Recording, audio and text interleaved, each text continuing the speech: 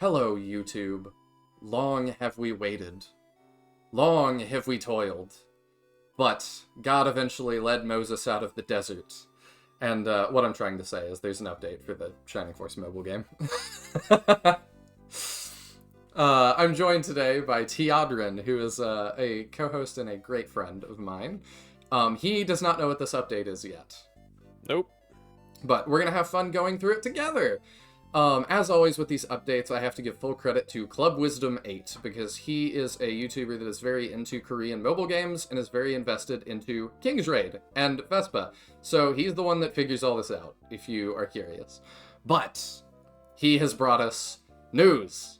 So, without further ado, I'm just kidding. With a little further ado, where we left off, just as a refresher, because it's been months since we've had anything, Vespa was going into a restructuring period, which in Korea basically seems to be what happens before you go bankrupt.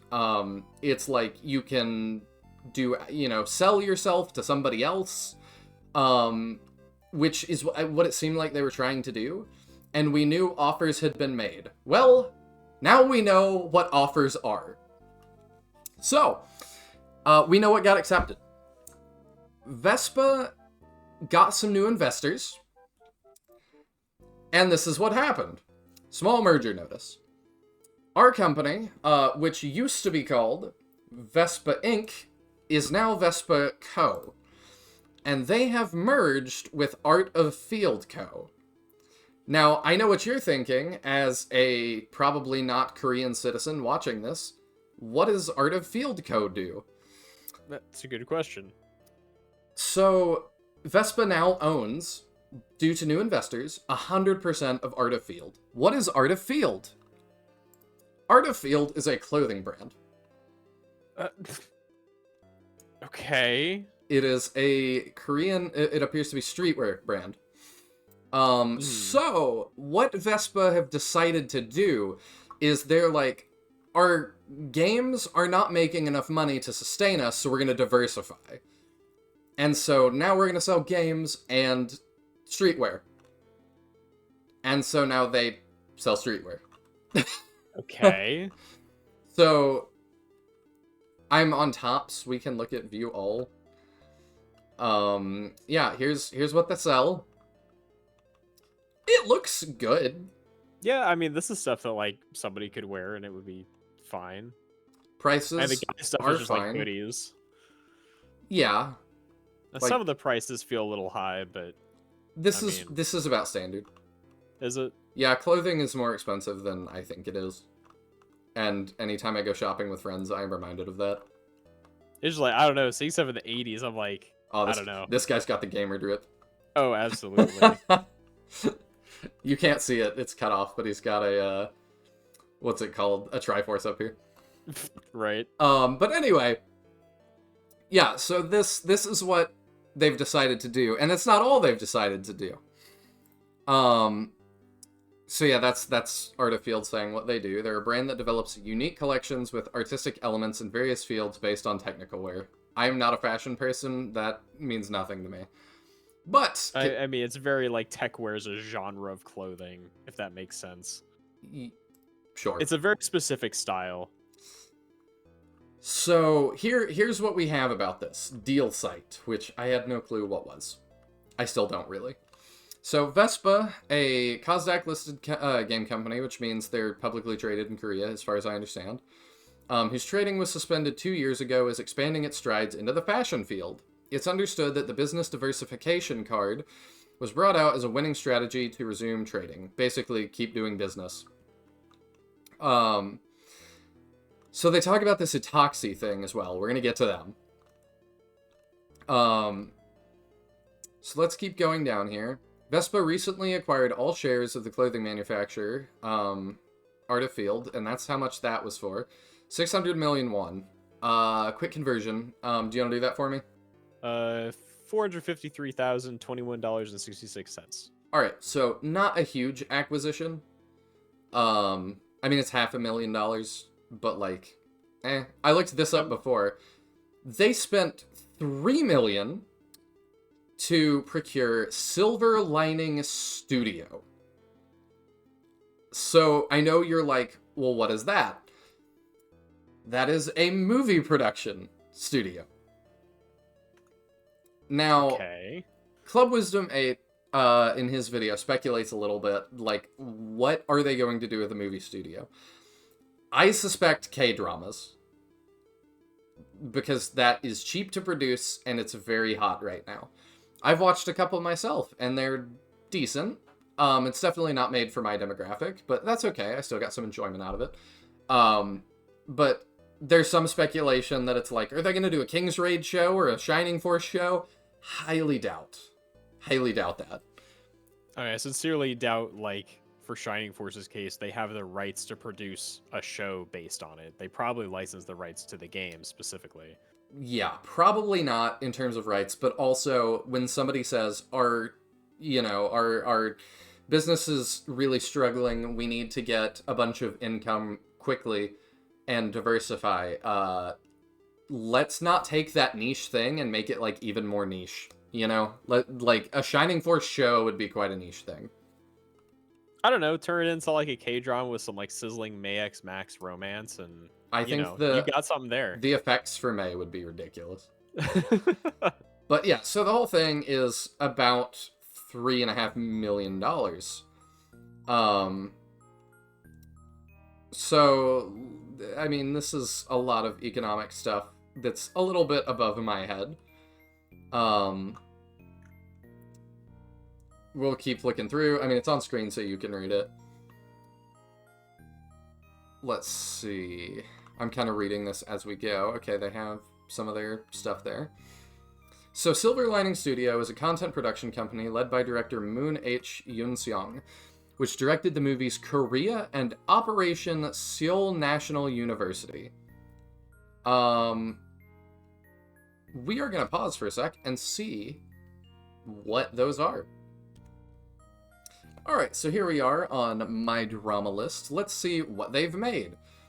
So this is the one that's called Korea in English. It is about a ping pong team, and it's an 8.5 out of 10, which is not too bad. And Tiadrin and I just watched the trailer for both that and Seoul, which actually gets translated as Seoul Grand Operation, or Seoul Vibe.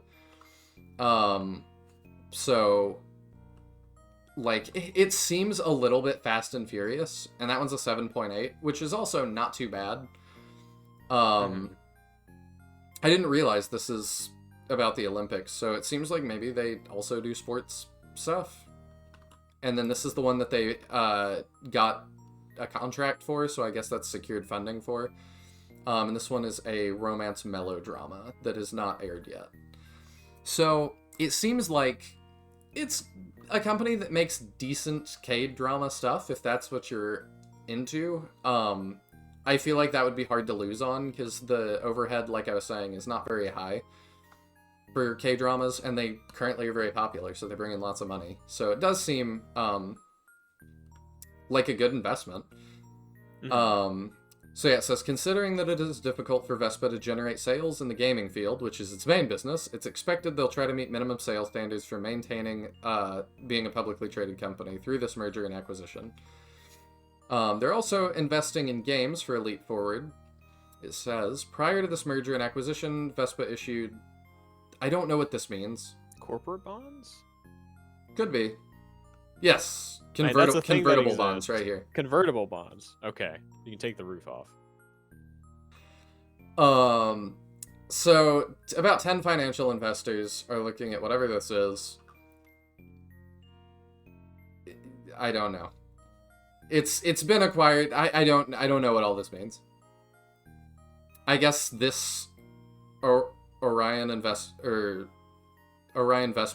acquired Vespa at some point with these people and made more investments. And basically they secured more funding. Maybe there's another, like, parent company. Whatever. I don't know. And his child. That's phrased so weirdly. So basically, yeah, they put a lot of money into this. They plan to use these funds for game contracts, marketing, and operating expenses. Which is understood that the intention is to aim for a comeback in their gaming stuff while strengthening other things. Makes sense. So this brings us to these Itox people that I said we would get to. This is another company that this apparently worked for. Right. So they developed a rhythm game called Audition and a multiplayer MMO RPG called Pristine Tale, which probably is not translated right. But I do have their website up here. And so we can kind of go through, so you can see that right there. Gaming, healthcare, and commerce. I will interject. Pristine Tale is the correct name. Okay, thank you. Okay, yeah, that has that there. I saw here that they have, like, a list of some of their games, which, I mean, look interesting. Can I scroll? I can. So here's what they make. I mean, it's a bunch of Korean mobile games, which, if you're in my audience, that may or may not be your jam. It looks like stuff I've seen ads for, basically. Yeah. It's got that art style, that look. So they were able to pull this off. We're gonna talk about how this comes across to an American here in a minute, because I think that's interesting to talk about. But basically, yeah, they made an MMO and this Audition rhythm game. And they ended up not being able to make it in gaming for a little while, so they changed to doing cosmetics, mattresses, hangover cures, diagnostic kits, I guess, for hospitals. Yeah, so at that time, gaming accounted for 5.3% of their sales, which they say in the article makes it difficult to call it a game company, which I agree. But some of those mobile games that we just looked at were really successful, and as of September last year, game sales are 83% of their business now. So they were able to bounce back doing this strategy, and now Vespa wants to copy that. Makes sense. I mean, yeah. The names of officials at Orion, I'm assuming that's supposed to be Orion up there, which is what we just, basically the new parent company. Which are playing a central role is this guy, Kim Ji-bong, the CEO of Roots Holding, which was also formerly the head of iTalks Management. So people that were part of this are now involved in Vespa, is basically what you need to get out of that.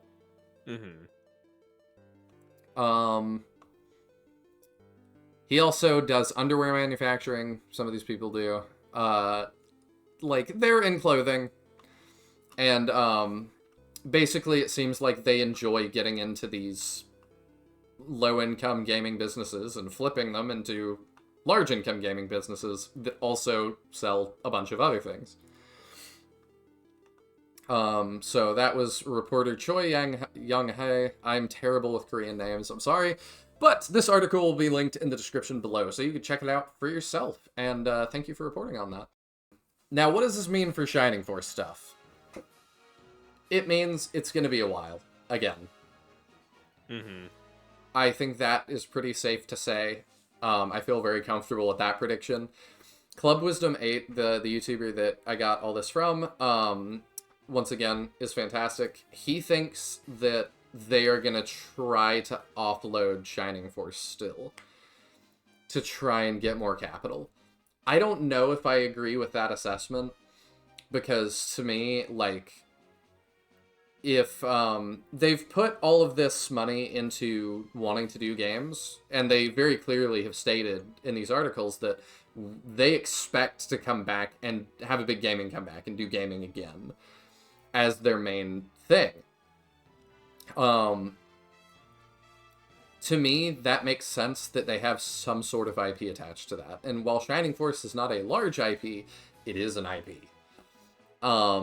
I guess my immediate counterpoint to thinking that they won't try to sell it, especially if we're saying it's going to be a long while for a return to them considering this project, is that there's a very high likelihood that there's some manner of time limit on their licensing.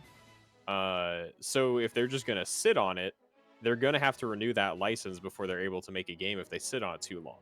Or if they wait too long, they're going to just lose the license and Sega will go elsewhere. Where if they manage to sell off that license, then they make something off of it, despite the fact they don't end up working on the project at all. They kind of recoup some of the whatever the agreement was for that licensing. I really doubt that Sega was going to take one of their longest standing IPs and be like, here's an indefinite licensing for I'm you to work with sure. us. Another thing that adds credence to that theory is the rumors that the CEO of Vespa was not on board with the Shining Force idea to begin with. Oh, mm-hmm. So he may want to just be like, get it out of here, pass the buck, give it to somebody else.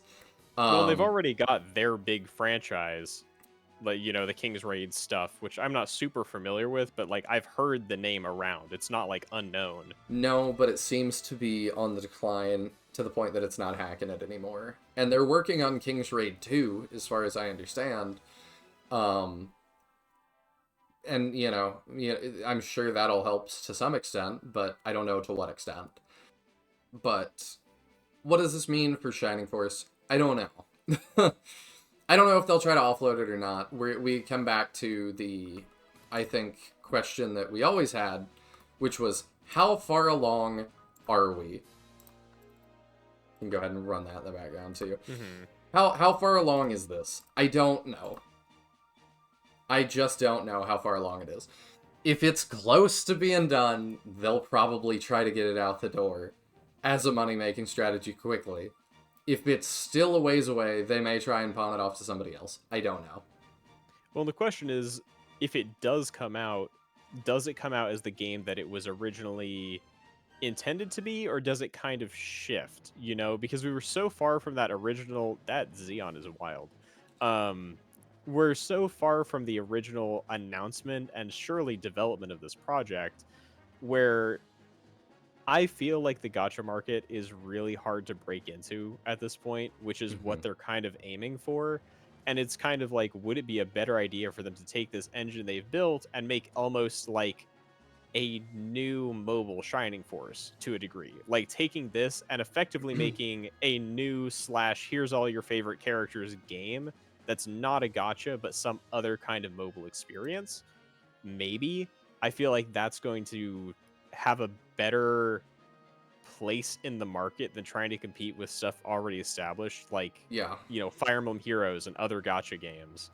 Yeah, I don't know. I get what you're saying, that, like, maybe it's like, do we spin this into, I forget what that, like, Sega, Capcom, whatever mashup was on the 3DS a while back. Mm-hmm. Project Cross Zone. Something Yeah. like that, that's just this big mashup of crossover things that is just kind of an RPG in its own right. Like, yeah, we could do that. I don't know how you would cost it out on mobile, because people don't like to pay upfront anymore. No. Obviously, whatever this ends up being, I'm gonna cover it and play it. I don't know. I think this game is just would be a huge struggle to make as a gacha game, because we don't have a lot of characters and they're putting a lot of work into each character. And part of the whole thing with gachas is you need a bunch of characters for people to roll for, Now, or there's no appeal. I might be a little bit guilty in talking about this as well. That nowhere have they ever specifically stated, to my knowledge, that that is what this is. That's true. This is a large assumption that I feel like a lot of people were working from. And it is still my assumption for what their intent was. Mm-hmm. I it don't is know if that's what called it would Heroes. be. Yeah, Heroes of Light and Darkness, it seems to be like a big, you know, collection of everybody game. But yeah, we're making a lot. This game has been plagued by a lot of assumptions. Because, I mean, if you just Google it now, I mean, all of the headlines has been canceled. And it's like, I mean, That's all you can find. that's also never been stated. Mhm. Like, somebody wrote that, and we just ran with it as a community. And it's like, okay, well, that's not true, though. Nobody's ever officially said that. It's just having difficulties. Yeah, we don't know what's happening with it. They're trying to make a comeback. I don't know how long that's going to take. I mean, if we base this on Itoxi, we can see, like... So, their first game, 2001? And then, when did this kind of stuff happen? Major shareholder change? 2009. Happened in 2009. I don't know if that's... Launch of mobile game operation agency in 2012. Okay, so from that, oops. From that to things getting published. A year. Another year. Like, okay, they put out something almost every year after that. Yeah, that's pretty consistent. Corona self-test kit special sale. Yeah, like, Yeah, launch of a bunch of companies got into that. So, like, how long? It could be another year. Could be 2. I know that's not what you want to hear, but it's not canceled until they say it's canceled. That is the important thing. That's what I think. Yeah. I do think, like, our best case scenario for something getting developed is probably for the title to get sold to somebody who can work on it.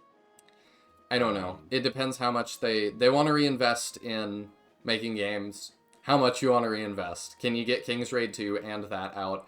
I believe they were working on one other thing, but Club Wisdom 8 seems to think that that was shelved already.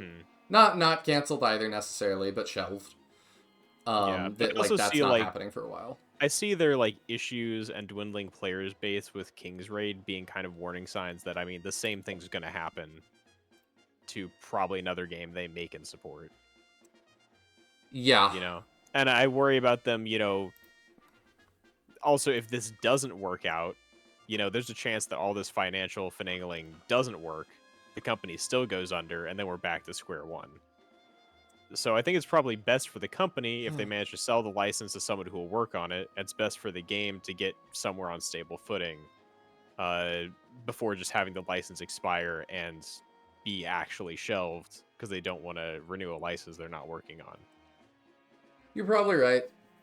But what do you think? In the comments down below, you should let us know. Are you skeptical? You're free to comment again that you don't want a gacha game and that this will forever tarnish the Shining brand. I hear you. I think everybody's heard you. They've already tarnished the Shining brand. What more can they do? I don't know. I don't know if I agree, but that's for another that's for another video. That's for another discussion. Thank you all so much for tuning in. Again, big props to Club Wisdom 8, who is linked in the description below, as is that article from earlier, so that you can go read it for yourself. Yeah, I think that's about gonna do it. If you want to know what is up to date, like all the up-to-date info, subscribe to this channel, and I've got a playlist that has all of the info. Because I still get comments that's like, is this still happening? Is this got canceled? Like, what's happening? Subscribe, and I will let you know as soon as something happens. I promise. I'm really invested in this. I'm really looking forward to it. It's my most anticipated game. I hope it happens. And if you don't, if you're one of those people that thinks that this just forever tarnishes the Shining brand, I would love to talk to you. I've reached out to several of you, and I've received no replies. Answer me. I would love to have a discussion about that. Thank you for joining me for this Teodrin. You can find him on his Twitch channel, linked in the description below as well, where he plays Shining Force, does Shining Challenge runs, and does lots of Fire Emblem things, and he is absolutely fantastic, so go watch his videos. That's going to do it for us today, though. So, thanks for tuning in. Hopefully we have more to share with you sooner rather than later. Bye.